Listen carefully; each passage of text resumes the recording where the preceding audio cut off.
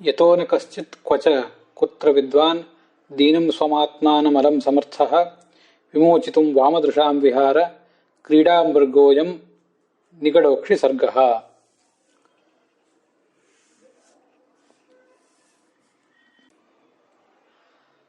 प्रियमेधैः ऋषिभिः योऽयं महामुनिः व्यासः उपध्वान्तमूर्णुः पूर्धिचक्षुः निधयेव बद्धानस्मान् मुमुग्धि इति नाथितः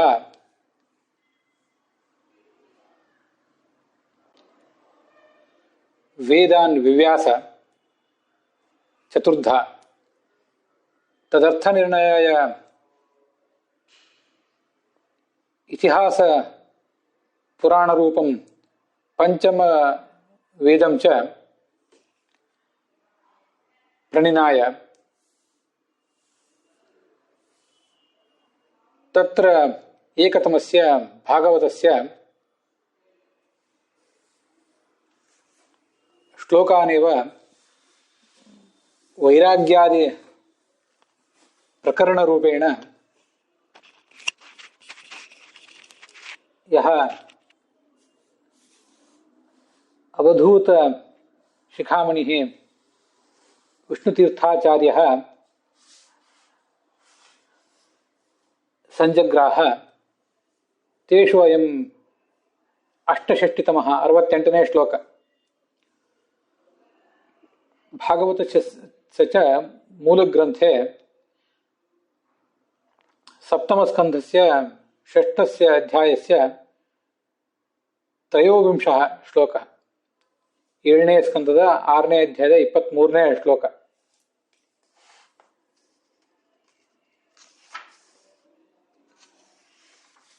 धनस्य दाहेन पीडितः पंडितः पामरो वा जनः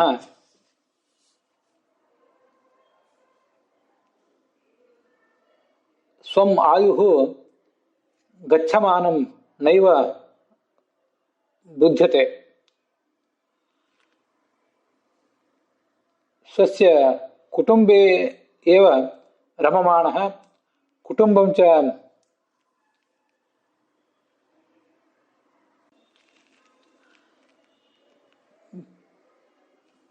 पोषयितुं कामः अयं व्यर्थमेव जीवति। तत्र यत् अस्य पुरुषस्य वर्षशतम् आयुः वर्तते तन्मध्ये अर्धं तावत् निद्रायाम् आलस्ये तन्द्रायां वा व्यतिगच्छति। बाल्ये कौमारे च क्रीडतः 20 वर्षात्मकः अन्यः भागोऽपि अज्ञात एव निर्गच्छति। तस्यैव यौवनमतीतस्य जरया ग्रस्तदेहस्य अन्यः एकः भागः 20त्यात्मकः सोऽपि शनैः शनैः प्रयात्येव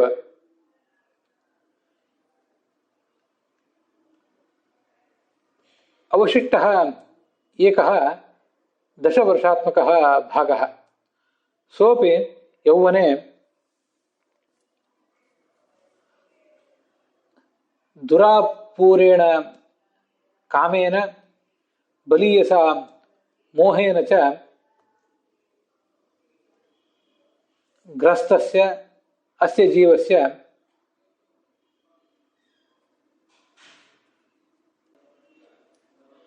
वृथैव निर्याति।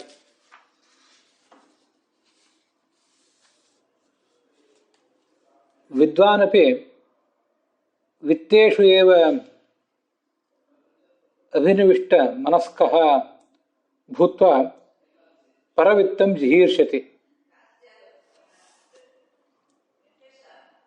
ಪರವಿತ್ತಾಪಹಾರಸ್ತು ಅಸ್ಮಿನ್ ಲೋಕೆ ಪರಸ್ಮಿಂಶ್ಚ ಲೋಕೆ ಮಹತೀಂ ದುಃಖಮಾವಹತಿ ಅಸ್ಯ.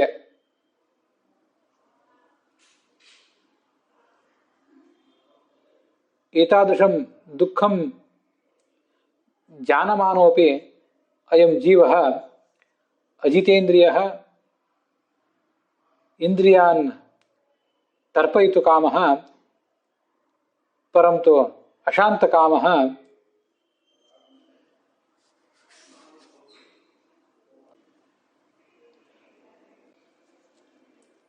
ಮೋಹಮೇವ ಜೀವತಿ.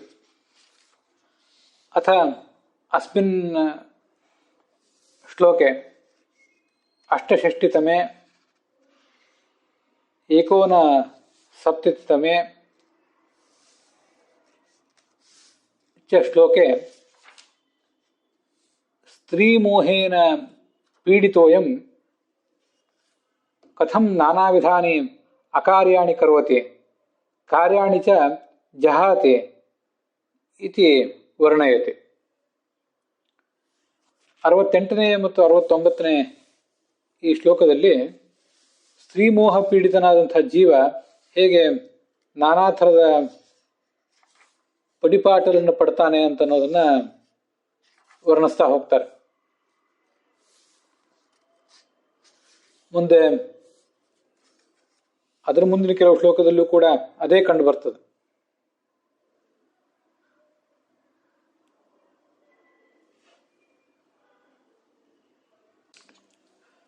ಈಗ ನಾವು ನೋಡ್ತಿರುವಂಥದ್ದು 7ನೇ ಸ್ಕಂದದ 6ನೇ ಅಧ್ಯಾಯದ 26ನೇ ಶ್ಲೋಕ ಏನಿದೆ, ಇದು ಪ್ರಹ್ಲಾದ ಆ ದೈತ್ಯ ಬಾಲಕರಿಗೆ ಮಾಡಿದಂಥ ಉಪದೇಶ.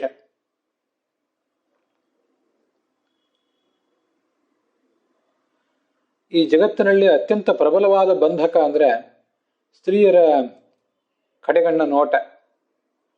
ಆ ನೋಟ ಒಂದು ವೇಳೆ ಈ ವ್ಯಕ್ತಿಯನ್ನ ಸ್ಪರ್ಶಿಸಿತು ಅಂದರೆ ಅವನು ಜ್ಞಾನಿಯೇ ಆಗಿರಲಿ ಅಜ್ಞಾನಿಯೇ ಆಗಿರಲಿ, ಆ ಸ್ತ್ರೀಯರ ಕೈಯಲ್ಲಿ ಸಿಕ್ಕು ಕ್ರೀಡಾಮೃಗ, ಆಟದ ಗೊಂಬೆಯಂತೆ ಆಗಿಬಿಡ್ತಾನೆ. ತನ್ನನ್ನ ಆ ಬಂಧನದಿಂದ ಬಿಡಿಸ್ಕೊಳ್ಳಿಕ್ಕೆ ಅವನಿಗೆ ಸಾಧ್ಯ ಆಗೋದಿಲ್ಲ. ಹಿಂದೆ 3ನೇ ಸ್ಕಂದದ 32ನೇ ಅಧ್ಯಾಯದ 32ನೇ ಶ್ಲೋಕದಲ್ಲೂ ಕೂಡ ಬಲಮ್ಮೇ ಪಶ್ಯ ಮಾಯಾಯಾಹ ಸ್ತ್ರೀಮಯ್ಯ ಜೈನೋ ದಿಶಾಂ ಯಾ ಕರೋತಿ ನಿಜಾಯತ್ತಾನ್ ಭ್ರೂವಿಜೃಂಭೇಣ ಕೇವಲಂ ಅಂತ. ಈ ಜಗತ್ತನ್ನೆಲ್ಲ ಕವಿದಿರುವಂತಹ ಮಾಯಾಶಕ್ತಿ ಇದೆಯಲ್ಲ, ಅದು ನಾನಾ ಥರದ್ದು. ಎಲ್ಲವನ್ನೂ ಕೂಡ ನಾನೇ ನನ್ನ ಅಧೀನವಾದ ಈ ಮಾಯೆ ಅರ್ಥಾತ್ ಪ್ರಕೃತಿಯನ್ನ ಆಧಾರವಾಗಿಟ್ಕೊಂಡು ಈ ಜಗತ್ತಿನ ಮೇಲೆ ಕವಿದಿದ್ದೇನೆ. ಅದರಲ್ಲಿ ಸ್ತ್ರೀರೂಪದ ಮಾಯ ಅಂತ ಅನ್ನೋದು ಒಂದು ಪ್ರಬಲವಾದ ಮಾಯೆ. ನನ್ನ ಶಕ್ತಿ ಎಂಥದ್ದು ಅಂತ ಅನ್ನೋದನ್ನು ನೋಡು.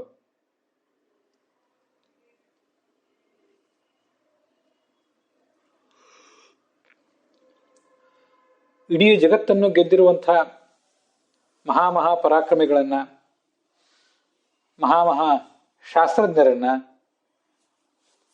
ಈ ಸ್ತ್ರೀ ಕೇವಲ ಹುಬ್ಬಿನ ಕುಣಿತದಿಂದಲೇ ತನ್ನ ದಾಸರನ್ನಾಗಿ ಮಾಡ್ಕೊಂಡು ಬಿಡ್ತಾಳೆ. ಅಂತ ಒಂದು ಮಾಯೆಯನ್ನ ಆಕೆಯಲ್ಲಿ ಇಟ್ಟಿರುವವನು ನಾನು, ಆಕೆಯನ್ನ ನಿಮಿತ್ತವನ್ನಾಗಿ ಮಾಡಿಕೊಂಡು ಇವರನ್ನೆಲ್ಲ ಕುಣಿಸ್ತಾ ಇರುವವನು ನಾನು ಅಂತ ಹೇಳ್ತಾನೆ.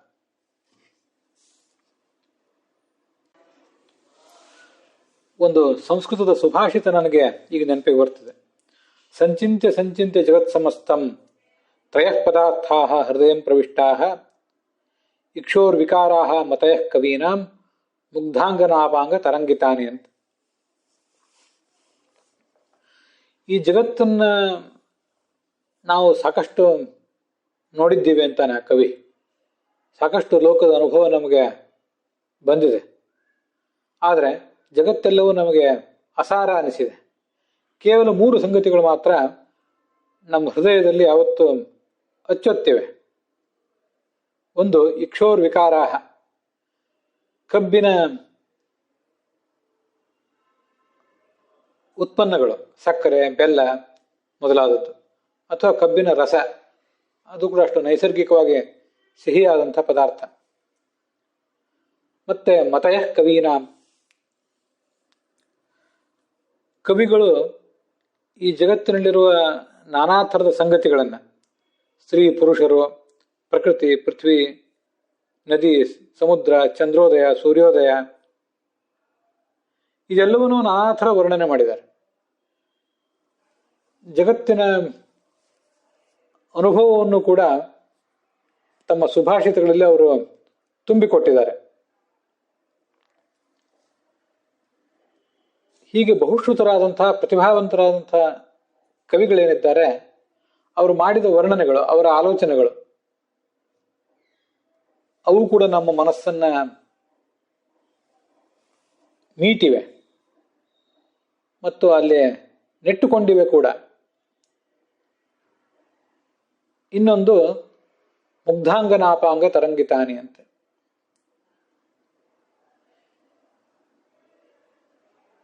ಮುಗ್ಧರಾದಂತಹ ಸ್ತ್ರೀಯರೇನಿದ್ದಾರೆ, ಅವರ ಕಡೆಗಣ್ಣ ನೋಟ ಏನಿದೆ, ಅದು ಅಲೆ ಅಲೆಯಾಗಿ ನಮ್ಮನ್ನು ಬಂದು ತಟ್ಟುತ್ತದಲ್ಲ, ಅದು ಕೂಡ ಅಂಥದ್ದನ್ನು ನಮ್ಗೆ ಯಾವತ್ತೂ ಮರಿಲಿಕ್ಕೆ ಆಗ್ತಿಲ್ಲ ಅಂತ ಅದೊಂದು ಸುಭಾಷಿತ.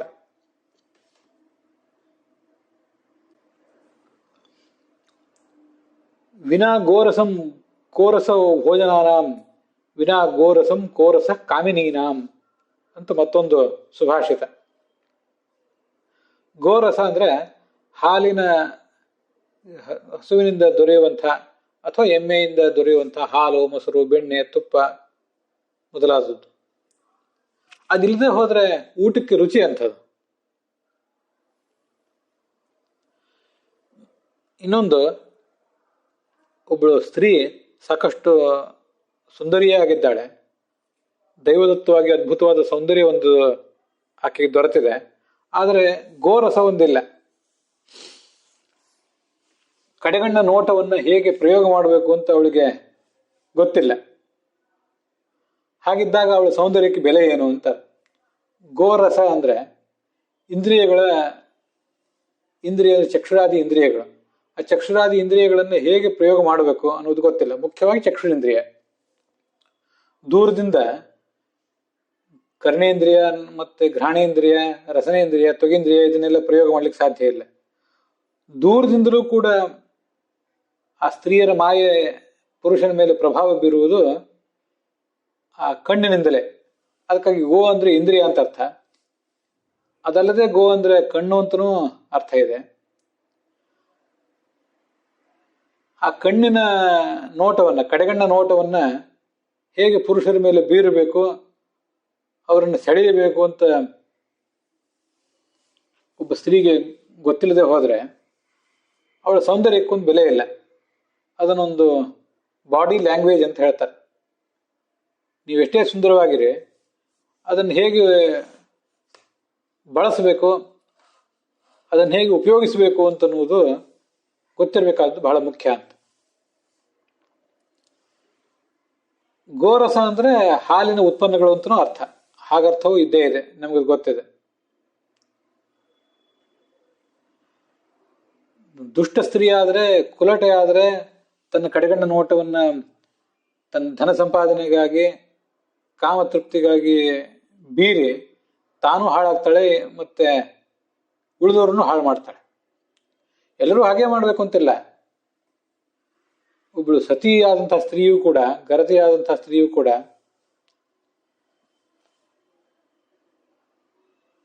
ಶುದ್ಧವಾದ ರೀತಿಯಿಂದ ಗೃಹಸ್ಥ ಧರ್ಮವನ್ನು ತನ್ನ ನಲ್ಲನ ಜೊತೆಗೆ ಆಚರಿಸ್ತಾ ಇರುವಂತಹ ಸ್ತ್ರೀಯೂ ಕೂಡ ಕೇವಲ ಸುಂದರವಾಗಿದ್ರೆ ಸಾಲದು,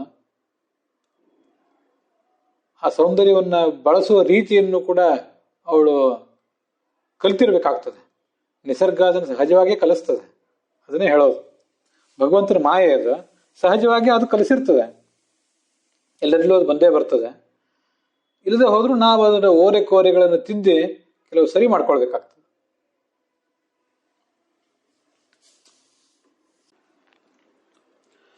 ಗುಂಡೇಟಿಗಿಂತ ಈ ಕಣ್ಣಿನ ಏಟು ಬಹಳ ಅಪಾಯಕಾರಿ.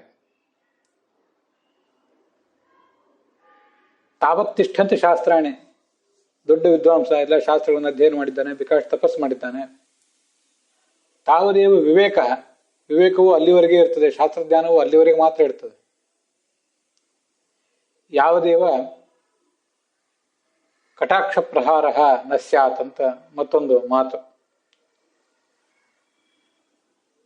ಸ್ತ್ರೀಯರ ಕಡೆಗಣ್ಣ ನೋಟದ ಒಂದು ಏಟು, ಕಣ್ಣಿನ ಏಟು ಈತನಿಗಿನ್ನೂ ಬಿದ್ದಿಲ್ಲ. ಆದ್ರಿಂದ ಶಾಸ್ತ್ರಜ್ಞಾನ ಅವನ ಮನಸ್ಸಿನಲ್ಲಿದೆ, ವಿವೇಕವೂ ಇದೆ. ಒಂದು ಬಾರಿ ಆ ಸ್ತ್ರೀಯರ ಕಡೆಗಣ್ಣ ನೋಟ ಬಿತ್ತು ಅಂದ್ರೆ ಬಾಣದ ಏಟಿನಿಂದ ದೇಹದ ನೆತ್ತರೆಲ್ಲ ಬಸಿದು ಹೋಗುವಂತೆ ಶಾಸ್ತ್ರಜನ್ಯವಾದ ಜ್ಞಾನ, ವಿವೇಕ ಎಲ್ಲವೂ ಕೂಡ ಬಸಿದು ಹೋಗಿ ಮನುಷ್ಯ ಸೋತು ನಿರ್ವಿಣ್ಣ ಆಗಿಬಿಡ್ತಾನೆ ಅಂತ ಅದರ ತಾತ್ಪರ್ಯ.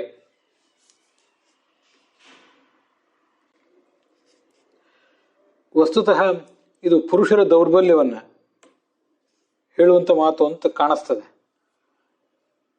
ಆದ್ರೆ ಇನ್ನೂ ಆಳಕ್ಕಿಳಿದ್ರೆ ವಾಸ್ತವಿಕ ಸಂಗತಿ ಹಾಗೇ ಏನಲ್ಲ.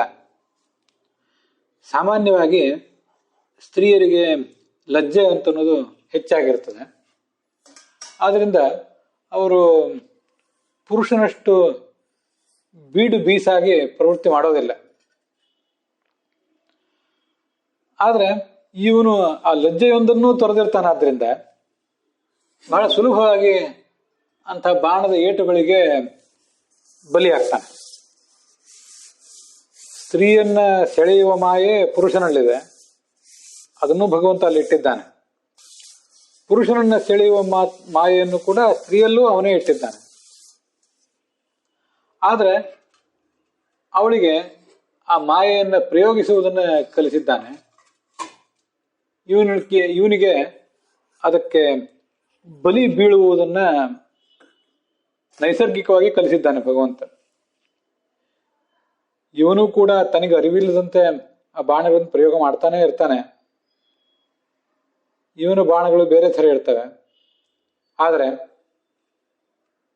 ಅವಳ ನೈಸರ್ಗಿಕವಾದ ಲಜ್ಜೆಯ ಕಾರಣದಿಂದ ಆ ಬಾಣದ ಏಟುಗಳು ಬಿದ್ದರೂ ಕೂಡ ಇವಳು ಬೀಳದವಳಂತೆ ವರ್ತಿಸ್ತಿರ್ತಾಳಷ್ಟೆ. ಅದಕ್ಕೆ ನಾನು ಈ ಹಿಂದಿನ ದಿವಸ ಹೇಳಿದ್ದು, ಅಗ್ನಿಕುಂಡ ಸಮಾನಾರಿ ಘೃತಕುಂಭ ಸಮಃಪುಮಾನ್ ಸಂಸರ್ಗೇಣ ವಿಲೀಯೇತ ತಸ್ಮಾತ್ ತಾಂ ಪರಿವರ್ಜಯೇತ್. ಸ್ತ್ರೀ ಬೆಂಕಿಯ ಕುಂಡಕ್ಕೆ ಸಮಾನಳು, ತುಪ್ಪಿದ ಕೊಡಕ್ಕೆ ಸಮಾನ ಈ ಪುರುಷ. ತುಪ್ಪ ಸ್ವಲ್ಪ ದೂರದಲ್ಲಿದೆ, ಬೆಂಕಿಯನ್ನು ಸ್ವಲ್ಪ ದೂರದಲ್ಲಿದೆ ಅಂತ ಮಾತ್ರಕ್ಕೆ ತುಪ್ಪ ಏನು ಕರಗೋದಿಲ್ಲ. ತುಪ್ಪ ಕರಗಬೇಕಾದ್ರೆ ಆ ಒಲೆಯ ಮೇಲೆ ತುಪ್ಪದ ಕೊಡವನ್ನು ಇಡಬೇಕು. ಆದ್ರೆ ಸ್ತ್ರೀ ಎಂಬ ಬೆಂಕಿ ಕುಂಡದ ತೀರಾ ಸಮೀಪಕ್ಕೆ ಪುರುಷನೆಂಬ ಈ ತುಪ್ಪದ ಕೊಡ ಬರದೇ ಹೋದ್ರೂ ಕೂಡ ಕೇವಲ ಅದರ ದೂರದ ಸಂಪರ್ಕದಿಂದಲೂ, ಕಣ್ಣೋಟದ ಸಂಪರ್ಕದಿಂದಲೂ ಕೂಡ ಇಂಥದೊಂದು ಹಾನಿಯಾಗಿಬಿಡ್ತದೆ. ಮನುಷ್ಯ ಎಂಥ ಜ್ಞಾನ ತುಂಬಿದ ಕೊಡವೇ ಆಗಿರ್ಬೋದು, ವಿವೇಕ ತುಂಬಿದ ಕೊಡ ಆಗಿರ್ಬೋದು, ಅವನು ತುಪ್ಪದ ಕೊಡ ಅಂತ ಅನ್ನೋದನ್ನ ಮೂಲಭೂತವಾಗಿ ಆತ ತುಪ್ಪದ ಕೊಡ. ಸ್ತ್ರೀ ಆತನನ್ನು ದೂರದಿಂದಲೇ ಕರಗಿಸುವಂಥ ಕೆಂಡದ ಕುಂಡ ಅವಳು. ಘೃತಕುಂಭ ಸಮಾನಾರಿ ಅಗ್ನಿಕುಂಡ ಸಮಃಪುಮಾನ್ ಸಂಸರ್ಗೇಣ ವಿಲೀಯೇತ ತಸ್ಮಾತ್ತಂ ಪರಿವರ್ಜಯೇತ್ ಅಂತ ಮತ್ತೊಂದು ಸುಭಾಷಿತ ಇದೆ. ಘೃತಕುಂಭಕ್ಕೆ ಸಮಾನನಾದವನು ಪುರುಷ ಅಂತ ಹೇಳಿದ್ರು, ಹಾಗೆ ಘೃತಕುಂಭ ತುಪ್ಪದ ಕೊಡಕ್ಕೆ ಸಮಾನಳಾದವಳು ಸ್ತ್ರೀಯೂ ಹೌದು, ಬೆಂಕಿಯ ಕುಂಡಕ್ಕೆ ಸಮಾನನಾದವನು ಪುರುಷನೂ ಕೂಡ ಹೌದು. ಬೇರೆಲ್ಲ ವಿಷಯಗಳ ಆ ಕಡೆ ಇರಲಿ, ಒಬ್ಬ ವ್ಯಕ್ತಿ ಸ್ತ್ರೀಯೋ ಪುರುಷನೋ ಅಂತ ಅನ್ನೋದು ಮೊದಲು ಮುಖ್ಯ ಆಗ್ತದೆ. ಸತಿಯಾದವಳು ತನ್ನ ಗಂಡನ ಜೊತೆಗೆ, ಗಂಡನಾದವನು ತನ್ನ ಸತಿಯ ಜೊತೆಗೆ ಸಂಸಾರದ ಸುಖದ ಆಳಕ್ಕೆ ಇಳಿದ ಅದರ ಎತ್ತರವನ್ನು ಕಂಡು ಹಾಗೆ ವಿಹರಿಸ್ತಾ ಇರುವುದು ದೊಡ್ಡದಲ್ಲ. ಅನೇಕ ಬಾರಿ ಮನುಷ್ಯ ಅನೈತಿಕವಾಗಿ ಕೂಡ ವರ್ತಿಸಿ ಬಿಡ್ತಾನಲ್ಲ, ಸ್ತ್ರೀ ಆಗ್ಲಿ ಪುರುಷರಾಗ್ಲಿ ಅನೈತಿಕವಾಗಿ ಕೂಡ ವರ್ತಿಸಿ ಬಿಡ್ತಾರಲ್ಲ. ತಸ್ಮಾತ್ ತಾಂ ಪರಿವರ್ಜಯೇತ್, ದೂರದಿಂದ ದೂರ ಇಟ್ಟಿರಬೇಕು ಅಂತ ಹೇಳುವುದೇನಿದೆ, ಮಾನಸಿಕವಾಗಿ ದೂರ ಇಡಬೇಕು ಮತ್ತೆ ದೈಹಿಕವಾಗಿ ದೂರ ಇಡಬೇಕು. ಸಮೀಪಕ್ಕೆ ಬಂದಂಥ ವ್ಯಕ್ತಿ ಅವನು ಸ್ತ್ರೀಯ ಸಮೀಪಕ್ಕೆ ಬಂದಂಥ ವ್ಯಕ್ತಿ ಸ್ತ್ರೀಯೋ ಪುರುಷನೋ ಅಂತ ಅನ್ನೋದು ಬಹಳ ಮುಖ್ಯ ಆಗ್ತದೆ. ಉಳಿದ ಸಂಗತಿಗಳು ಆಮೇಲೆ. ಸ್ತ್ರೀ ಪುರುಷನನ್ನಾಗಿ ಕಾಣ್ತಾಳೆ, ಪುರುಷ ಸ್ತ್ರೀಯನ್ನಾಗಿ ಕಾಣ್ತಾನೆ. ಆ ಸ್ತ್ರೀಯಲ್ಲಿರುವ ಬೇರೆ ಸಂಬಂಧಗಳನ್ನ ಆಮೇಲೆ ಕಾಣ್ತಾನೆ.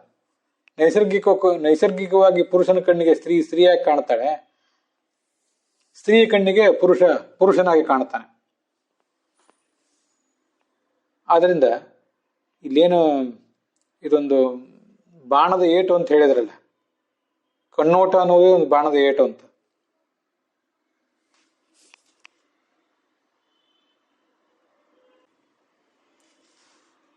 ಆ ಏಟೇ ಆಗ್ಲಿ ಮತ್ಯಾವುದೇ ಏಟಾಗ್ಲಿ ನೈಸರ್ಗಿಕವಾಗಿ ಸ್ತ್ರೀಯನ್ನು ಪುರುಷನ ಕಡೆಗೆ, ಪುರುಷನನ್ನ ಸ್ತ್ರೀಯ ಕಡೆಗೆ ಸೆಳೆಯುವಂತ ಶಕ್ತಿ ಇರ್ತದೆ ಅದಕ್ಕೆ.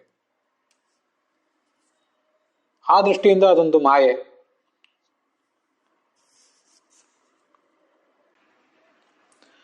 ಸ್ತ್ರೀಯನ್ನ ಎಲ್ಲಾ ಕಡೆನೂ ಮಾಯೆ ಅಂತ ಭಾವಿಸ್ಬೇಕಾಗಿಲ್ಲ. ಸ್ತ್ರೀ ಎಲ್ಲಾ ಪ್ರಸಂಗಗಳಲ್ಲೂ ಪುರುಷನಿಗೆ ಮಾಯೆ ಅಲ್ಲ, ಪುರುಷ ಎಲ್ಲಾ ಪ್ರಸಂಗಗಳಲ್ಲೂ ಸ್ತ್ರೀಗೆ ಮಾಯೆ ಅಲ್ಲ. ಭಾಗವತ ತಾತ್ಪರ್ಯದಲ್ಲಿ ಆಚಾರ್ಯರು ಹೇಳ್ತಾರೆ, ಸತ್ತುಂ ಸುಚ ಸತಾ ತಥಾ ಸ್ತ್ರೀಷು ನಸಂಗೋ ದೋಷಮಾವಹೇತ್ ಯಥಾಯೋಗ್ಯಂ ಗುಣಾಯೈವ ದೋಷಕೃತ್ ದುಷ್ಟ ಜಂತುಷು ಅಂತ.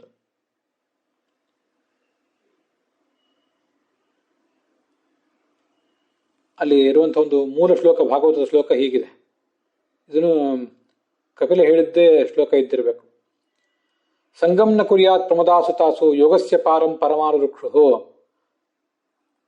ಮತ್ಸೇವಯ ಪ್ರತಿರೋಧಾತ್ಮ. ಈ ಸ್ತ್ರೀಯರಲ್ಲಿ ಯಾವತ್ತೂ ಯಾವ ರೀತಿಯಾದ ಸಂಘವನ್ನು ಮಾಡಬಾರ್ದು, ಅವರಿಂದ ದೂರ ಇರಬೇಕು, ಅದೊಂದು ಮಾಯೆ. ಹಾಗಿದ್ರೆ ಯೋಗದ ಮೆಟ್ಟಿಲುಗಳನ್ನ ಏರ್ಲಿಕ್ಕೆ ಸಾಧ್ಯ ಅಂತ. ಈಗೇನು ನಾವು ಬಲಮ್ಮೇ ಪಶ್ಯ ಮಾಯಾಯ ಅಂತ ನೋಡ್ತಾ ಇದ್ದೀವಿ, ಆ ಶ್ಲೋಕ ಆದ್ಮೇಲೆ ಬರುವಂತ ಶ್ಲೋಕಗಳಿವೆಲ್ಲ.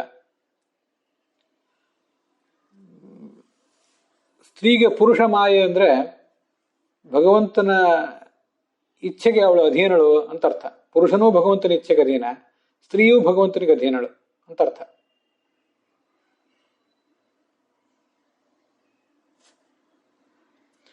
ಮಯ ಪ್ರಧಾನ ಉದ್ದಿಷ್ಟ ಮಾಯಾ ತದ್ವಶ ಉಚ್ಯತೆ ಅಂತ ಭಾಗವತ ತಾತ್ಪರ್ಯದಲ್ಲಿ ಹೇಳ್ತಾರೆ.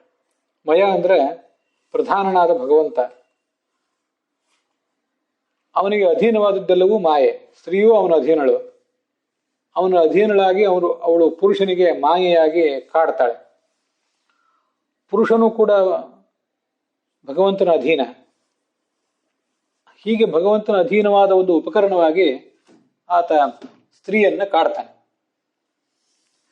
ಅಂತ ಸ್ತ್ರೀ ಜೊತೆಗೆ ಯಾವತ್ತೂ ಒಂದು ಸಂಪರ್ಕ ಇಟ್ಕೊಳ್ಬಾರ್ದು, ದೂರ ಇಟ್ಟಿರ್ಬೇಕು ಆಕೆಯನ್ನ ಅಂತ ಹೇಳ್ತದೆ ಶಾಸ್ತ್ರ. ಆದ್ರೆ ಅಲ್ಲೇ ಮುಂದೆ ಇನ್ನೊಂದು ವರಾಹ ಪುರಾಣದ ಮಾತನ್ನ ಆಚಾರ್ಯ ಹೇಳ್ತಾರೆ.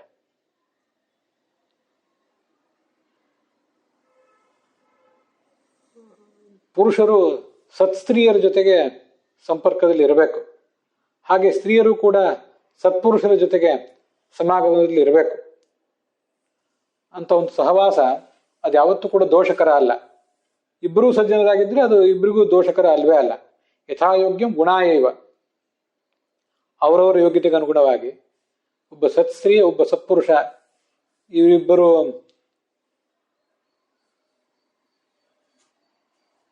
ಪರಸ್ಪರ ಸಂಪರ್ಕಕ್ಕೆ ಬಂದಾಗ ಅವರು ಗಂಡ ಹೆಂಡಂದ್ರಾಗಿರ್ಬಹುದು ಮತ್ತೇನೋ ಆಗಿರಬಹುದು, ಅಂತಲ್ಲಿ ಎಲ್ಲಾ ಕಡೆಯೂ ಕೂಡ ಯಥಾಯೋಗ್ಯಂ ಗುಣಾಯೈವ, ಅವರಿಬ್ಬರ ಯೋಗ್ಯತೆಯನ್ನು ಅನುಸರಿಸಿ ಅದು ಅವರಿಗೆ ಲಾಭಕರವೇ ಆಗ್ತದೆ. ದೋಷಕೃತ್ ದುಷ್ಟ ಜಂತುಷು, ಆದ್ರೆ ಇಬ್ಬರಲ್ಲಿ ಒಬ್ಬರು ದುಷ್ಟರಾಗಿದ್ದರೆ, ಅವ್ರ ಮನೋಭಾವ ದುಷ್ಟವಾಗಿದ್ದರೆ, ಅಥವಾ ಇಬ್ಬರೂ ದುಷ್ಟವಾಗಿದ್ದರೆ ಅಂತೂ ಕೇಳುವುದೇ ಬೇಡ, ಅದು ಇಬ್ಬರ ಸಾಧನೆಯನ್ನು ಹಾಳು ಮಾಡಿಬಿಡ್ತದೆ. ಹೀಗೆ ಸ್ತ್ರೀಯನ್ನ ಸಾರಾಸಗಟಾಗಿ ಬೈಯುವುದು, ಪುರುಷನನ್ನು ಸಾರಾಸಗಟಾಗಿ ಬೈಯುವುದು ಕೂಡ ಶಾಸ್ತ್ರದ ಉದ್ದೇಶ ಅಲ್ಲ. ಹಾಗೆ ಶಾಸ್ತ್ರ ಹೇಳಿಲ್ಲ ಅಂತ ಅನ್ನೋದನ್ನು ಆಚಾರ್ಯರು ಅನೇಕ ಕಡೆ ಹೇಳ್ತಾರೆ.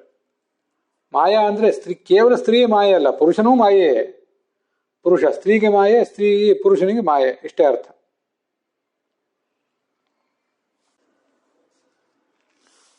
ನಿರ್ಜಿತ್ಯ ದಿಕ್ಚಕ್ರಮಭೂತ ವಿಗ್ರಹೋ ವರಾಸನಸ್ಥಃ ಸಮರಾಜ ವಂದಿತಃ ಗೃಹೇಶು ಮೈಥುನ್ಯಪರೇಶು ಯೋಷಿತಾಂ ಕ್ರೀಡಾಮೃಗ ಪೂರುಷ ಈಶ ಗೀಯತೆ ಅಂತ.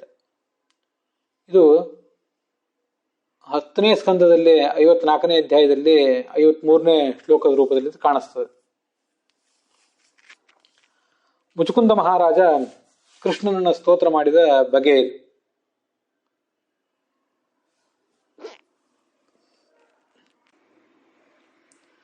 ದೊಡ್ಡ ದೊಡ್ಡ ಚಕ್ರವರ್ತಿಗಳು ಅವರು ಸಿಂಹಾಸನದಲ್ಲಿ ಕೂತ್ಕೊಂಡು ಸಾಮಂತರಾಜರ ಸೇವಾ ಮಾಡಿಸ್ಕೋತಾ ಇದ್ದಾರೆ. ಅವರು ದಿಗ್ವಿಜಯಿ ಆಗಿದ್ದಾರೆ, ದಿಗ್ವಿಜಯ ಮಾಡಿದ್ದಾರೆ. ಮಾಡಿದ ದಿಗ್ವಿಜಯ ಯುದ್ಧ ಮಾಡಿ ನೆತ್ತರು ಹರಿಸಿ ಶತ್ರು ಸೈನ್ಯಗಳನ್ನು ಸೋಲಿಸಿ ಮಾಡಿದ್ದಾರೆ ಅಂತಲ್ಲ, ಏನೂ ಯುದ್ಧವಿಲ್ಲದೇನೆ ಕೇವಲ ತಮ್ಮ ವರ್ಚಸ್ಸಿನಿಂದಲೇ ಶತ್ರುಗಳು ತಾನಾಗಿ ಇವರಿಗೆ ಕಪ್ಪ ಕಾಣಿಕೆ ಕೊಡುವಂಥ ಪರಾಕ್ರಮ ಇವರದು. ಅಂಥವರು ಕೂಡ ಸಿಂಹಾಸನದಲ್ಲಿ ಕೂತ್ಕೊಂಡು ಉಳಿದವರು ಸೇವಾ ಸ್ವೀಕಾರ ಮಾಡ್ತಾರೆ, ಅಲ್ಲಿ ಮೆರೆದಾಡ್ತಾರೆ. ಆದರೆ ಅವನು ಈ ಕಡೆ ತನ್ನ ಅರಮನೆಗೆ ಹೋದ್ರೆ ಆ ಅರಮನೆಯಲ್ಲಿ ಆ ಸ್ತ್ರೀಯರ ಕೈ ಆಟದ ಒಂದು ಗೊಂಬೆ ಆಗಿಬಿಡ್ತಾನೆ.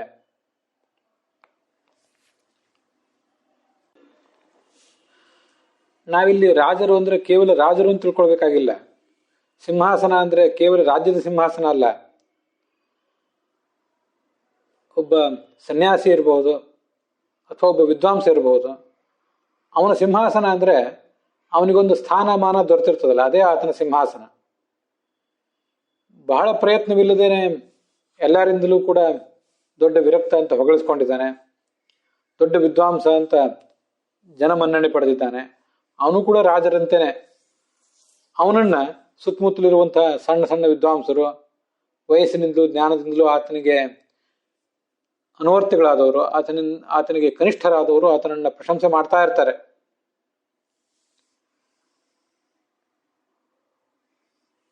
ಅಂಥವನು ಕೂಡ ಸ್ವಲ್ಪ ಹದ ತಪ್ಪಿದರೆ, ಬ್ರಹ್ಮಚಾರಿ ಇರಬಹುದು, ಗೃಹಸ್ಥ ಇರಬಹುದು ಅಥವಾ ಸನ್ಯಾಸಿ ಇರಬಹುದು, ಯಾರೂ ಕೂಡ ವಿವೇಕವನ್ನು ಕಳ್ಕೊಂಡ್ರೆ ಆ ಸ್ತ್ರೀಯರ ಆಟದ ಗೊಂಬೆ ಆಗಿಬಿಡ್ತಾನೆ.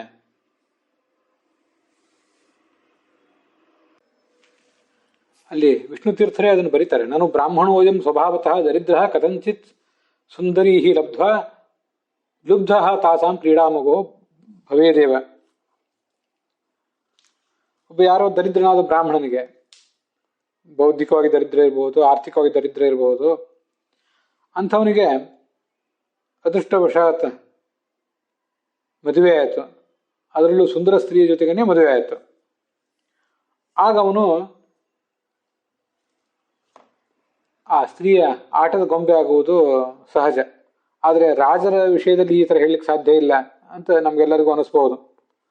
ಬಹುವಲ್ಲಭಾಹ, ಅನೇಕ ಜನ ಸ್ತ್ರೀಯರನ್ನು ಮದುವೆ ಮಾಡಿಕೊಂಡು ಅವ್ರ ಜೊತೆಗೆ ವಿಹಾರ ನಡೆಸುವುದು ಅವ್ರ ಸಂಪ್ರದಾಯವೇ ಆಗಿದೆ, ಅವರ ಹಕ್ಕು ಕೂಡ ಆಗಿರ್ತದೆ. ಮತ್ತೆ ಕೆಲವು ರಾಜರು ನರ್ತಕಿಯರು, ವೇಶ್ಯಾಸ್ತ್ರೀಯರು ಮೊದಲಾದವರನ್ನು ಕೂಡ ಅನುಭವಿಸ್ತಾ ಇರ್ತಾರೆ. ಮಹಾಭಾರತಾದಿಗಳಲ್ಲೂ ಅದನ್ನು ನಾವು ನೋಡಿದ್ದೇವೆ. ಅವರವರ ಪತ್ನಿಯರಲ್ಲದೆ ದಾಸಿಯರು ಮೊದಲಾದವರು ಇರ್ತಾರೆ, ಅವ್ರ ಜೊತೆಗೂ ಕೂಡ ಅವ್ರ ಸಂಘ ಇದ್ದೇ ಇರ್ತದೆ. ಅವ್ರಿಗೆ ಹೀಗೆ ಬೇಕಾದಷ್ಟು ತೃಪ್ತಿ ಇರ್ತದೆ ತಮ್ಮ ಲೈಂಗಿಕ ಜೀವನದಲ್ಲಿ. ಅವ್ರು ಹೇಗೆ ಸ್ತ್ರೀಯರ ಕಡೆಗಣ್ಣ ನೋಟಕ್ಕೆ ಬಲಿಯಾಗ್ತಾರೆ, ಅವ್ರು ಹೇಗೆ ಆಟದ ಗೊಂಬೆ ಆಗಿಬಿಡ್ತಾರೆ ಅಂತ ನಮ್ಗೆ ಅನ್ಸಿದ್ರೆ ಅದು ಸರಿಯಲ್ಲ. ಸ್ವಯಂ ಮುಚ್ಕುಂದರಾಜನೇ ಹೇಳ್ತಿದ್ದಾನೆ ಅದನ್ನು. ಅಂತಹ ರಾಜಾದಿರಾಜರು ಕೂಡ ಹೀಗಾಗೇ ಆಗ್ತಾರೆ. ಮತ್ತೆ ಬೇರೆ ಯಾವ ಯುದ್ಧವನ್ನು ಅವ್ರು ಗೆಲ್ಲಬಲ್ಲವರಾದರೂ ಕೂಡ ಈ ಯುದ್ಧದಲ್ಲಿ ಸ್ತ್ರೀಯರಿಗೆ ಯಾವತ್ತೂ ಕೂಡ ಗೆಲುವು. ಆತ್ಮಾನಂ ಮೋಚಯಿತು ಅಸಮರ್ಥಾ, ಅವರು ತಮ್ಮನ್ನು ತಾವು ಬಿಡಿಸ್ಕೊಳ್ಳಿಕ್ಕೆ ಸಮರ್ಥರು ಕೂಡ ಆಗೋದಿಲ್ಲ.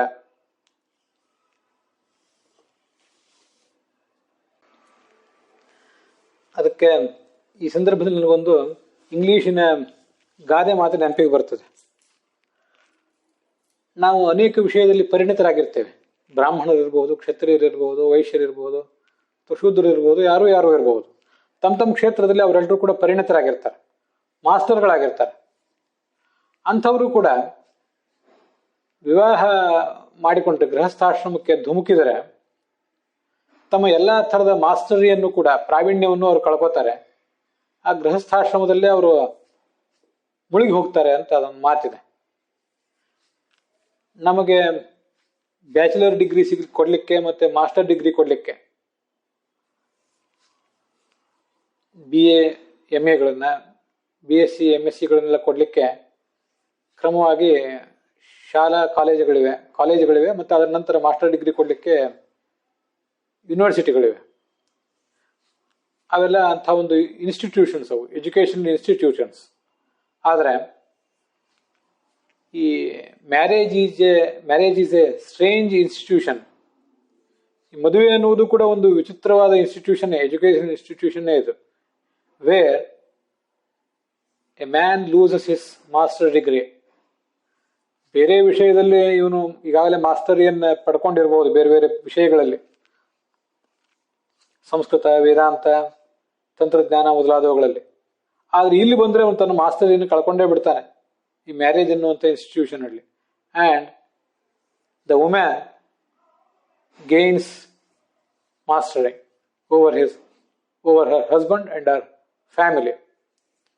ಆದರೆ ಆ ಮಹಿಳೆ ಮಾತ್ರ, ಅವಳು SSLCನೂ ಓದಿಲ್ದೇ ಇರಬಹುದು, ಅಥವಾ ಬಹಳ ಏನು ತನ್ನ ಗಂಡನಿಗೆ ಸಮಾನವಾಗಿ ಅಥವಾ ಆಕೆ ಓದಿಲ್ದೇ ಇರಬಹುದು.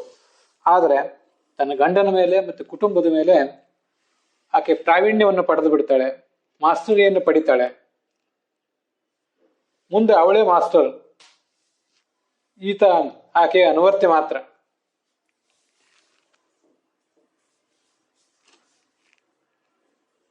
ಅದನ್ನ ಶಿವನು ಕೂಡ ಪಾರ್ವತಿಗೆ ಹೇಳ್ತಾನೆ. ಕಾಳಿದಾಸ ಅದನ್ನು ಹೇಳಿಸ್ತಾನೆ ಶಿವನ ಮುಖದಿಂದ. ಅದ್ಯ ಪ್ರಭೃತ್ಯವನತಾಂಗಿ ತವಾಸ್ಮಿದಾಸಃ ಕ್ರೀತಸ್ತಪೋಭಿರಿತಿ ವಾದಿನಿ ಚಂದ್ರಮೌಲವು. ಪಾರ್ವತಿ ಶಿವನನ್ನು ಪಡ್ಕೊಳ್ಬೇಕು ಅಂತ ತಪಸ್ ಮಾಡಿದ್ಲಲ್ಲ, ಆಗ ಶಿವ ಆಕೆಯನ್ನು ಪರಿಪರಿಯಾಗಿ ಪರೀಕ್ಷಿಸಿದ್ನಲ್ಲ. ಅಲ್ಲಿ ಒಂದು ಮಾತು ಹೇಳ್ತಾನೆ, ಇವತ್ತಿನಿಂದ ಮುಂದೆ ನಾನು ನಿನ್ನ ದಾಸ, ನೀನು ನನ್ನನ್ನು ಕೊಂಡ್ಕೊಂಡಿದ್ದೆ. ಯಾವುದರಿಂದ ಮೂಲಕ ಅಂದ್ರೆ ತಪಸ್ಸಿನ ಮೂಲಕ ಕೊಂಡುಕೊಂಡಿದ್ದೆ ಅಂತ ಅವನು ಹೇಳ್ತಾನೆ. ಹಾಗೆ ಶಿವನು ಕೂಡ ದಾಸನಾಗಿದ್ದಾನೆ ಭಗವಂತನಿಗೆ, ಇದು ತನ್ನ ಸತಿಯಾದ ಪಾರ್ವತಿಗೆ. ಅದಕ್ಕೆಲ್ಲ ಒಂದು ಅಧ್ಯಾತ್ಮದ ಅರ್ಥ ಇದೆ. ಅವಳು ಅವನಿಗೆ ದಾಸಿ, ಆತ ಆಕೆಗೆ ದಾಸಿ. ಆದರೆ ಮನುಷ್ಯ ಲೋಕದಲ್ಲಿ ಇವನು ತನ್ನ ಮಾಸ್ಟರಿಯನ್ನೆಲ್ಲ ಬಿಟ್ಟು ಕೊಟ್ಟು ಕೇವಲ ದಾಸನೇ ಆಗಿ ಉಳಿದು ಬಿಡ್ತಾನೆ.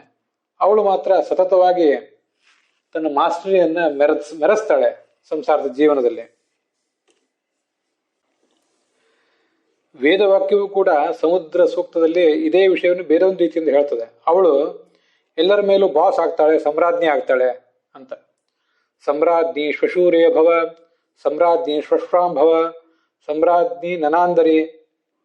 ಎಲ್ಲರಲ್ಲಿಯೂ ಕೂಡ ನೀನು ಸಮ್ರಾಜ್ಞಿ ಆಗಬೇಕು. ಮದುವೆ ಮಾಡ್ಕೊಂಡು ಹೋದ ಮೇಲೆ ಗಂಡನ ಕುಟುಂಬ ಹೀಗೆ ಎಲ್ಲರ ಮೇಲೂ ಕೂಡ ನೀನೇ ಸಮ್ರಾಜ್ಞಿ ಆಗಬೇಕು ಅಂತ ಅವಳಿಗೆ ಆಶೀರ್ವಾದ ಮಾಡ್ತಾರೆ. ಅದೆಲ್ಲ ಒಂದು ಇತಿಮಿತಿಯಲ್ಲಿದ್ದರೆ ತುಂಬ ಚಂದವೇ. ತನ್ನ ಜವಾಬ್ದಾರಿಯನ್ನು ಆಕೆ ಅರಿತು ಆಕೆ ಸಮ್ರಾಜ್ಞಿ ಆಗುವುದಕ್ಕೆ ಏನೂ ಬಾಧಕ ಇರಲಿಲ್ಲ. ಆಕೆಗೂ ಬಾಧಕ ಅಲ್ಲ, ಆಕೆ ಕುಟುಂಬಕ್ಕೂ, ತವ್ರ ಮನೆಗೂ ಗಂಡನ ಮನೆಗೂ ಯಾವುದೂ ಬಾಧಕ ಅಲ್ಲ. ಆದರೆ ಅನುಚಿತವಾದ ರೀತಿಯಲ್ಲಿ ಆಕೆ ತನ್ನ ಸಮ್ರಾಜ್ಞಿತನವನ್ನು ಮೆರೆಸ್ಲಿಕ್ಕೆ ಹೋದರೆ, ತನ್ನ ಮಾಸ್ಟರಿಯನ್ನು ಆಕೆ ಮೆರೆಸ್ಲಿಕ್ಕೆ ಹೋದರೆ, ಅದು ಆಕೆಗೂ ಕಟ್ಟಿಕೊಂಡ ಗಂಡನಿಗೂ ಎಲ್ಲಿಗೂ ಕೂಡ ಅದು ಬಾಧಕವೇ.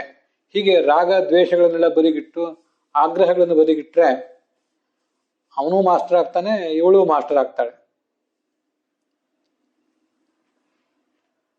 ಪುರೂರವ ರಾಜನು ಕೂಡ ಈ ಮುಚುಕುಂದ ರಾಜ ಹೇಳಿದ ಒಂದು ಮಾತನ್ನೇ ಹೇಳ್ತಾನೆ. ಅದು 11ನೇ ಸ್ಕಂದದಲ್ಲಿ ಕಂಡು ಬರ್ತದೆ. ಅಹೋಮಿ ಆತ್ಮಸಮೂಹೋ ಏನಾತ್ಮ ಯೋಷಿತಾ ಹೃತಃ ಕ್ರೀಡಾ ಮೃಗ ಚಕ್ರವರ್ತಿ ನರದೇವ ಶಿಖಾಮಣಿ ಅಂತ. ಈ ಊರ್ವಶಿ ಜೊತೆಗೆ ಅದೆಷ್ಟು ಕಾಲ ನಾನು ಮೈ ಮರೆತೆ, ನನ್ನ ಮನವನ್ನ ಈಕೆ ಒಬ್ಬಳು ಹೆಣ್ಣು ಅಪಹರಿಸಿ ಬಿಟ್ಲಲ್ಲ, ನಾನು ಚಕ್ರವರ್ತಿ, ರಾಜರಿಗೆ ಶಿಖಾಮಣಿ, ನನ್ನನ್ನು ಆಕೆ ಕುಣಿದಾಡಿಸಿ ಬಿಟ್ಲಲ್ಲ, ರಾಜವೈಭವ ಸಮೇತನಾದ ನನ್ನನ್ನ ಒಂದು ಹುಲ್ಲಿನಂತೆ ಆಕೆ ಕಡೆಗಣಿಸಿ ಹೊರಟೋಗ್ಬಿಟ್ಲಲ್ಲ. ನಾನು ಆಕೆ ಹೋಗ್ತಾ ಇದ್ರೆ ಅಳುತ್ತಾ ಹುಚ್ಚನಂತೆ ನಗ್ನನಾಗಿ ಆಕೆಯನ್ನು ಹಿಂಬಾಲಿಸಿದೆ.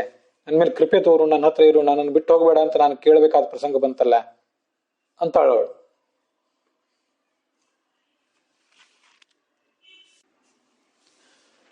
ಇದನ್ನ ಕೇಳಿದವರಿಗೆ ನಮಗೊಂದು ಆಶ್ಚರ್ಯ ಅನ್ನಿಸ್ತದೆ.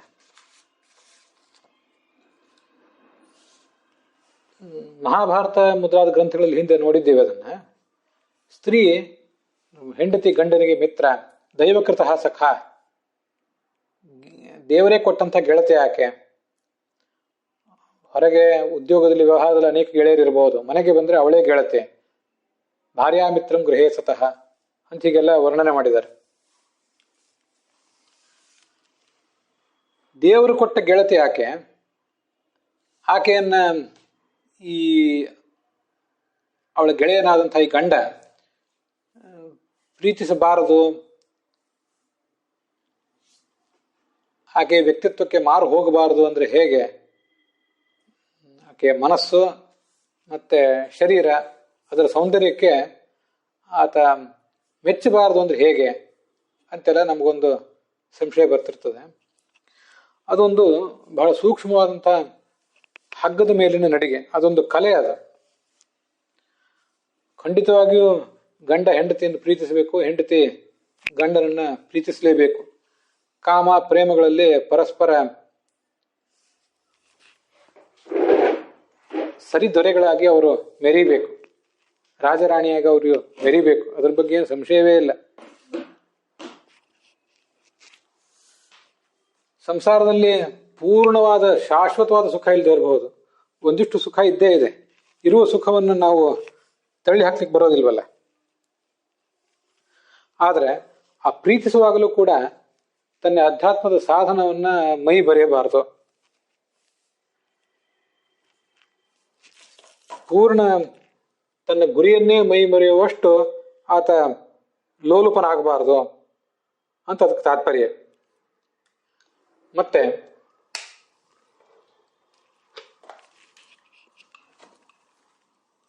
ಪ್ರೀತಿಸುವುದು ಬೇರೆ, ನಂಬಿ ಮೈ ಮರೆಯುವುದು ಬೇರೆ. ಈ ಜಗತ್ತಿನಲ್ಲಿ ನಮ್ಮ ಮನುಷ್ಯರ ಜೀವನ ದೇವತೆಗಳ ಜೀವನದಂತಲ್ಲ. ಇದಕ್ಕೊಂದು ಇತಿಮಿತಿ ಇದೆ. ದೇವತೆಗಳಲ್ಲಿ ಬಹಳ ನಂಬಿಕೆ ದ್ರೋಹ ಮೊದಲಾದದ್ದಾಗೋದಿಲ್ಲ. ಆದರೆ ಮನುಷ್ಯನ ಜೀವನದಲ್ಲಿ ನಂಬಿಕೆಯ ದ್ರೋಹಗಳು ಬಹಳ ಆಗಿಬಿಡ್ತವೆ. ಆ ಥರ ನಂಬಿಕೆಯ ದ್ರೋಹ ಆದಾಗ ಪ್ರೇಮಭಂಗ, ಕಾಮಭಂಗ, ಸ್ನೇಹಭಂಗ ಇತ್ಯಾದಿಗಳನ್ನು ಅನುಭವಿಸಿದಾಗ ಇವನಿಗೆ ತಡ್ಕೊಳ್ಳಿಕ್ಕಾಗೋದಿಲ್ಲ. ಮನುಷ್ಯನಿಗೆ, ಸ್ತ್ರೀಗೂ ತಡ್ಕೊಳ್ಳಿಕ್ಕಾಗೋದಿಲ್ಲ, ಪುರುಷನಿಗೂ ತಡ್ಕೊಳ್ಳಿಕ್ಕಾಗೋದಿಲ್ಲ. ಹೀಗೆ ಪೂರ್ಣವಾಗಿ ನಂಬಿ ನಾವೇ ಮೈ ಮರೆಯುವಷ್ಟು, ನಮ್ಮ ಅಧ್ಯಾತ್ಮದ ಸಾಧನೆಗೆ ಅದು ಭಂಗ ತರುವಷ್ಟು ಇದರಲ್ಲಿ ತೊಡಗಬಾರದು, ಅದರ ಆಳಕ್ಕೆ ಇಳಿಬಾರದು. ಸಕಲರನ್ನೂ ಪ್ರೀತಿಸಬೇಕು. ಆದರೆ ನಮ್ಮ ಜೀವನದಲ್ಲಿ ನಾವು ಪ್ರತಿಬಿಂಬರಾಗಿರುವುದು ಬಿಂಬಭೂತನಾದ ಪರಮಾತ್ಮನಿಗೆ ಮಾತ್ರ. ಪೂರ್ಣವಾಗಿ ನಂಬಬೇಕಾದದ್ದು ಪರಮಾತ್ಮನನ್ನು ಮಾತ್ರ. ನಮಗೆ ಎಲ್ಲ ರೀತಿಯಿಂದಲೂ ಆಪ್ತ ಭಾವವನ್ನು ಮೂಡಿಸುವಂಥ ಒಬ್ಬನೇ ವ್ಯಕ್ತಿ ಈ ಜಗತ್ತಿನಲ್ಲಿ ಯಾರಾದಿದ್ರೆ ಅದು ಪರಮಾತ್ಮ ಮಾತ್ರ. ನೈವ ಆಪ್ತ ಭಾವಂ ಉಪಯಾಂಚ ನಚ ಸ್ಥಿರತ್ವಂ ಅರ್ಥಾ ಸ್ತ್ರೀಯಶ್ಚ ನಿಪುಣೈರಪಿ ಸೇವೆ ಮಾನಾ ಅಂತ ಮಹಾಭಾರತ ಹೇಳ್ತದೆ. ಸ್ತ್ರೀ ಪುರುಷನನ್ನ, ಪುರುಷ ಸ್ತ್ರೀಯನ್ನ, ಮತ್ತೆ ತಮಗೆ ದೊರೆತಿರುವಂಥ ಸ್ಥಾನಮಾನವನ್ನು ಇವರಿಬ್ಬರು ಕೂಡ, ಅಲ್ಲಿರುವುದು ಒಬ್ಬ ಪುರುಷ ಸ್ತ್ರೀಯನ್ನ ಸ್ವೀಕರಿಸಿ ಅವಳು ಸಹವಾಸ ನಡೆಸಿದರೆ, ಮತ್ತೆ ತನಗೆ ದೊರೆತಿರುವಂತಹ ಸ್ಥಾನಮಾನಗಳನ್ನು ಆತ ಅನುಭವಿಸಲಿಕ್ಕೆ ತೊಡಗಿದ್ರೆ, ಇವು ಯಾವುವು ಕೂಡ ನೈವ ಆಪ್ತಭಾವ ಉಪಯಾಂತಿ, ಇದನ್ನ ನಂಬಿ ನಾವು ನಿಶ್ಚಿಂತರಾಗಿರಬಹುದು ಅನ್ನುವ ಭಾವನವನ್ನೇ, ಆಪ್ತತೆಯನ್ನೇ ಇವು ಮೂಡಿಸೋದಿಲ್ಲ. ಏನೋ ಒಂದು ಕೊರತೆ, ಆಪ್ತತೆಯ ಕೊರತೆ, ಭಾವನಾತ್ಮಕ ಭದ್ರತೆಯ ಕೊರತೆ ಅಲ್ಲಿ ಕಾಡ್ತಾ ಇರ್ತದೆ. ಆ ಭಾವನಾತ್ಮಕ ಭದ್ರತೆಗಾಗಿ ಹಾತೊರಿತಾ ಇರ್ತಾನೆ ಗಂಡು, ಹೆಣ್ಣು ಕೂಡ. ಆದರೆ ಆ ಗಂಡು ಹೆಣ್ಣಿಗೆ, ಹೆಣ್ಣು ಗಂಡಿಗೆ ಅಂಥ ಆಪ್ತಭಾವವನ್ನು ಮೂಡಿಸುವುದರಲ್ಲಿ ಸೋಲುತ್ತಾಳೆ, ಅಥವಾ ಅಂಥ ಆಪ್ತಭಾವವನ್ನು ತಂದುಕೊಳ್ಳುವುದರಲ್ಲಿ ಇವರು ಕೂಡ ಸೋಲುತ್ತಾರೆ. ಮತ್ತೆ ಸ್ಥಿರ ಅಂತೂ ಅಲ್ಲವೇ ಅಲ್ಲ. ದೇವತೆಗಳದಾದ್ರೂ ನಿಯತವಾದ ದಾಂಪತ್ಯ ಆದ್ದರಿಂದ, ಅವರು ಸಪತ್ನೀಕರಾಗಿ ಸಾಧನೆ ಮಾಡಿ ಸಪತ್ನೀಕರಾಗಿ ಮುಕ್ತಿಗೆ ಹೋಗೋರಾದ್ರಿಂದ, ಸಪತ್ನೀಕರಾಗಿಯೇ ಸೃಷ್ಟಿಗೆ ಬಂದವರಾದ್ರಿಂದ ಅವರಲ್ಲಿ ಅಂಥ ಆಪ್ತತೆ ಯಾವತ್ತೂ ಇದ್ದೇ ಇರ್ತದೆ. ಆಪ್ತತೆಗೆ ಭಂಗ ಬರೋದಿಲ್ಲ, ಅವರ ಸ್ಥೈರ್ಯಕ್ಕೂ ಭಂಗ ಬರೋದಿಲ್ಲ. ಇವನು ಮಾತ್ರ ಗಂಡು ಹೆಣ್ಣಿಗೆ, ಹೆಣ್ಣು ಗಂಡಿಗೆ ಅಂಥ ಒಂದು ನಂಬಿಕೆಯನ್ನ ಮೂಡಿಸುವುದರಲ್ಲಿಯೇ ಮೂಲಭೂತವಾಗಿ ಸೋತು ಬಿಡ್ತಾನೆ. ಸ್ಥಿರ ಅಂತೂ ಅಲ್ಲವೇ ಅಲ್ಲ. ಈ ಮನುಷ್ಯನ ಜನ್ಮವೇ ಸ್ಥಿರ ಅಲ್ಲ, ಅದರಲ್ಲಿ ಯೌವನವೂ ಸ್ಥಿರ ಅಲ್ಲ. ಯಾವ ಆಂತರಿಕ ಸೌಂದರ್ಯ ಮತ್ತೆ ಬಾಹ್ಯ ಸೌಂದರ್ಯ ಎಲ್ಲ ಅವನಿಗೆ ಮದುವೆ ಸಂದರ್ಭದಲ್ಲಿ ಕಾಣಿಸಿರ್ತದ, ಅಂಥ ಸೌಂದರ್ಯ ಕ್ರಮವಾಗಿ ಕರಗ್ತಾ ಹೋಗ್ತದೆ. ಅಂತರಂಗದ ಸದ್ಗುಣಗಳು ಮರೆಯಾಗಿಬಿಡ್ತವೆ, ಅಥವಾ ಸದ್ಗುಣಗಳಿದ್ರೂ ಕೂಡ ಮೊದಲು ಕಾಣದೇ ಇರುವಂಥ ದುರ್ಗುಣಗಳು ಆಮೇಲೆ ಕಣ್ಣಿಗೆ ಕಂಡು, ಅಂತರಂಗದ ಕುರೂಪ ಬಹಿರಂಗದ ಕುರೂಪ ಎರಡೂ ಕೂಡ ಮೇಲೆದ್ದು ಬಂದು ಮನುಷ್ಯನನ್ನು ನಿರಾಶೆ ಮಾಡ್ತವೆ. ಒಳಹೊಕ್ಕು ನೋಡಿದಾಗಷ್ಟೇ ಇವೆಲ್ಲ ಗೊತ್ತಾಗ್ತದೆ. ಆಗ ಆ ಆಪ್ತತೆಯನ್ನ, ನಂಬಿಕೆಯನ್ನ ಅವನು ಕಳ್ಕೋತಾನೆ. ಈ ಥರದ ನಾನಾ ಥರದ ಇತಿಮಿತಿಗಳಿವೆ ಸಂಸಾರಕ್ಕೆ. ಆದರೂ ಅಲ್ಲೊಂದು ಸವಿ ಇದೆ. ಅದನ್ನ ವ್ಯಾಸರಂಥ ಮಹಾಕವಿಯೇ ಗೃಹಶ್ರಮ ಕಿಮ್ನು ಕರೋತ್ಯವದ್ಯಂ, ಗೃಹಸ್ಥಾಶ್ರಮ ಯಾರಿಗೇನು ಬಾಧಕ ಮಾಡ್ತದೆ ಅದನ್ನು ಸವಿಬೇಕು ಅಂತ ಭಾಗವತ ಮತ್ತೆ ಮಹಾಭಾರತದಲ್ಲಿ ಕೂಡ ತುಂಬಾ ಅದ್ಭುತವಾಗಿ ವರ್ಣನೆ ಮಾಡಿದ್ದಾರೆ.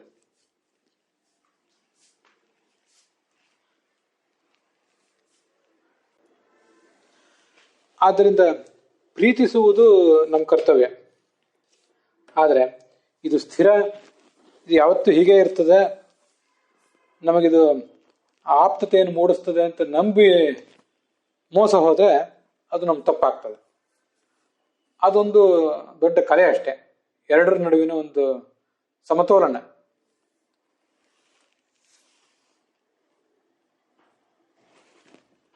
ಯದಾ ಧರ್ಮಶ್ಚ ಭಾರ್ಯಾಚ ಪರಸ್ಪರ ವಶಾನುಗವು.